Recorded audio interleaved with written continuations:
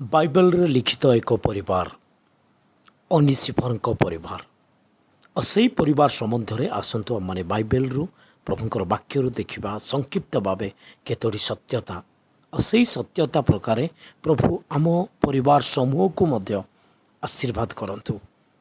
ଆମେ ଯଦି ବାଇବେଲର ସେହି ପୁସ୍ତକ ତିମୋଥୀଙ୍କ ନିକଟକୁ ପ୍ରେରିତ ପାଉଲଙ୍କର ଦ୍ୱିତୀୟ ପତ୍ର ଯଦି ଆମେ ଦେଖିବା ସେଠାରେ ଲେଖାଯାଏ, ଆମେ ଦ୍ୱିତୀୟ ତିମୋଥୀ 1 ତାର 16, 17 ଏବଂ 18 ପଦ ପାଠ କରିବା। ଏଠାରେ ଏ ପ୍ରକାର ଲେଖାଯାଏ, ଅନିସିଫରଙ୍କ ପରିବାରକୁ ପ୍ରଭୁ ଦୟା କରନ୍ତୁ, କାରଣ ସେ ବାରମ୍ବାର ମୋତେ ସାନ୍ତ୍ୱନା କରିଅଛନ୍ତି। ପୁଣି ମୋହର ଶୃଙ୍ଖଳ ସମ୍ବନ୍ଧରେ ଲଜ୍ଜିତ ହୋଇନାହାନ୍ତି। 17 ପଦ, ବରଂ ସେ ରୋମରେ ଥିବା ସମୟରେ ମୋତେ ଯତ୍ନ ସହକାରେ ଅନ୍ୱେଷଣ କରି ମୋ ସହିତ ସାକ୍ଷାତ କଲେ। 18 ପଦରେ ଲେଖାଯାଏ, ମହାଦିନରେ ସେ ଯେପରି ପ୍ରଭୁଙ୍କର ଦୟାପ୍ରାପ୍ତ ହୁଅନ୍ତି, ଏହା ପ୍ରଭୁ ତାଙ୍କ ପ୍ରତି ଅନୁଗ୍ରହ କରନ୍ତୁ। ଆଉ ଏଫିସରେ ସେ କିପରି ଅନେକ ସେବା କରିଅଛନ୍ତି ତାହା ତୁମ୍ଭେ ଉତ୍ତମ ରୂପେ ଜାଣ। ଏହି 3ଟି ପଦରେ ଆମେ ଦେଖୁ ଯେ ଅନିସିଫରଙ୍କ ପରିବାରର ଏକ ବହୁମୂଲ୍ୟ ଗୁଣ ବା ସାକ୍ଷ୍ୟ ଆମେ ଦେଖୁ। ପାଉଲ ବ୍ୟକ୍ତ କରୁଛନ୍ତି ସେ ପରିବାର ଦୟାଳୁ ପରିବାର। ପ୍ରଭୁ ତାଙ୍କୁ ଦୟା କରନ୍ତୁ ବୋଲି ସେ କହୁଛନ୍ତି, କାରଣ ଆମେ ଦେଖୁ ବାରମ୍ବାର ସାନ୍ତ୍ୱନା ପ୍ରଦାନ କରିଥିବା ବିଷୟ। ତେବେ ବାରମ୍ବାର ସାନ୍ତ୍ୱନା ପ୍ରଦାନକାରୀ ଗୋଟିଏ ପରିବାର ଆଉ ଦୟାଳୁ ପରିବାର ହେଇଥିବାରୁ ସେ ମଧ୍ୟ ଦୟା ପାଇବାର ଯୋଗ୍ୟ, କାରଣ ପ୍ରଭୁଙ୍କର ବାକ୍ୟରେ ଆମେ ଦେଖୁ ମାଥ୍ୟୁ 5 ତାର 7ରେ, ଯେଉଁମାନେ ଦୟା କରନ୍ତି ସେମାନେ ଦୟା ପ୍ରାପ୍ତ ହେବେ ବୋଲି। ତାପରେ ଆମେ ଦେଖୁ ପାଉଲ ଉଲ୍ଲେଖ କରୁଛନ୍ତି ଲଜ୍ଜିତ ନ ହେବା ପରିବାର ବୋଲି। କାହିଁକି ସେ କହନ୍ତି ସେ ମୋହର ଶୃଙ୍ଖଳ ସମ୍ବନ୍ଧରେ ଲଜ୍ଜିତ ହୋଇନାହାନ୍ତି ବୋଲି। ତାପରେ ଯତ୍ନ ସହକାରେ ଅନ୍ୱେଷଣ ବା ସାକ୍ଷାତ କରିବା ବା ମିଶିବା ଗୋଟିଏ ପରିବାର ଅନ୍ୟମାନଙ୍କ ସହିତ। ଆହୁରି ମଧ୍ୟ ତିମୋଥୀଙ୍କୁ ସେ କହୁଥିଲେ 18 ପଦରେ, ତୁମେ ଜାଣ ସେ କିପରି ଅନେକ ସେବା କରିଅଛନ୍ତି।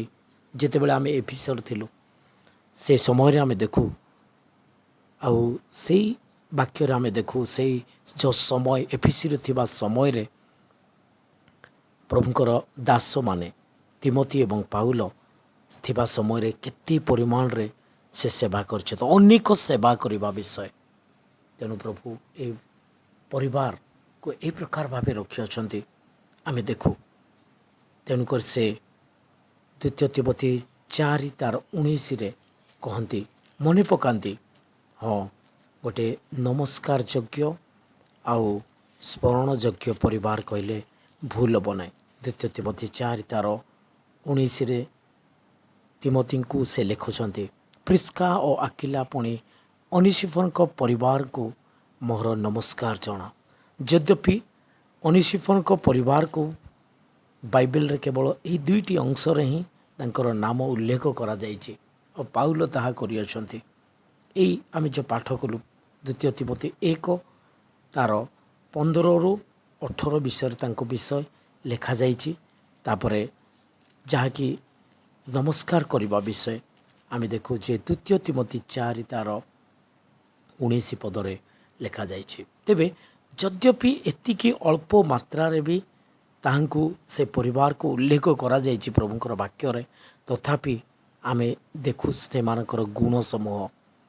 ସେ ଦୟାଳୁ ପରିବାର ଥିଲେ, ସେ ବାରମ୍ବାର ସାନ୍ତ୍ୱନା ପ୍ରଦାନକାରୀ ପରିବାର ଥିଲେ, ଲଜ୍ଜିତ ନ ହେବା ପରିବାର ଥିଲେ, ଯତ୍ନ ସହକାରେ କି ପ୍ରକାର ସେ ସାକ୍ଷାତ କରି ମିଶିବା ପରିବାର ଗୋଟେ ଥିଲେ, ଆଉ ସେବା କରିବାର ପରିବାର।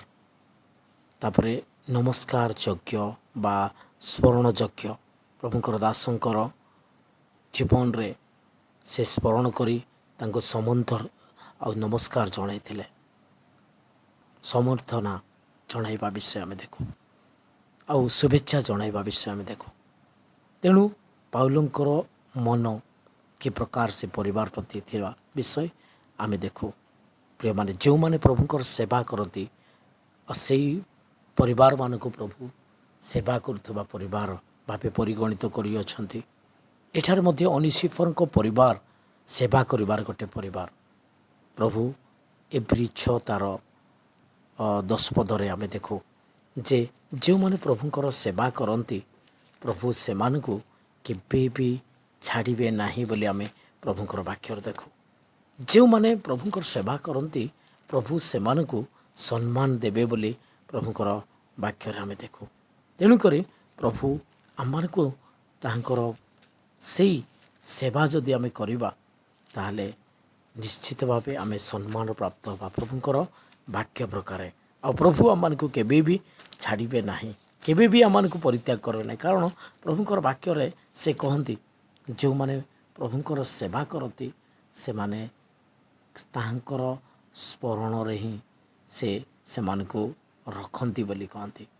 କାରଣ ଈଶ୍ୱର ତୁମମାନଙ୍କର କର୍ମ ଆଉ ସାଧୁ ଲୋକମାନଙ୍କର ସେବା କରୁଥିବା ଦ୍ୱାରା ଏବେ ମଧ୍ୟ କରୁଥିବା ଦ୍ୱାରା ତାହାଙ୍କ ନାମ ପ୍ରତି ତୁମେମାନେ ଯେଉଁ ପ୍ରେମ ପ୍ରକାଶ କରିଅଛ ତାହା ଯେ ଭୁଲିଯିବେ ଏପରି ଅନ୍ୟାୟକାରୀ ସେ ନୁହନ୍ତି।